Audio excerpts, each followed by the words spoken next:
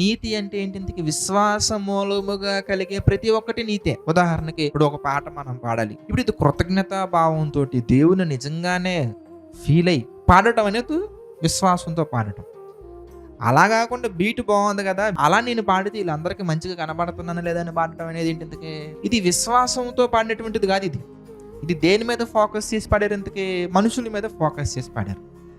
అంటే ఒక పాట మనం పాడుతున్నప్పుడు అది హృదయపూర్వకంగా దేవునికి లోబడి మనం పాడామనుకోండి, నీతిగా పాడామని అర్థం. అలా కాకుండా జనాలు చూస్తారనో, లేదా ఇంకా ఎలాగో ఆరాధన చేయమని అందరూ నుంచోమన్నారనో, ఎలాగో పాట పాడాల్సిన అవసరం వచ్చిందనో మనం పాడామనుకోండి, అది ఎలాంటిది? ఎందుకంటే విశ్వాసంతో చేసేది కాదు అది. అప్పుడు నీతి కాదు. అది ప్రసంగమే చెప్పొచ్చు, పాటే పాడొచ్చు, సువార్త కార్యక్రమాలే చేయొచ్చు, ఏదైనా కానీ మీరు చేయండి. మీరు విశ్వాసముతో చేశారా, అది దేవుని నీతి ప్రకారంగా మీరు నడుచుకున్నట్లుగా ఉంటుంది. అలా కాదని మీరు అనుకుంటే గనక అది నీతి ప్రకారంగా మీరు వెళ్ళినట్టు కాదు.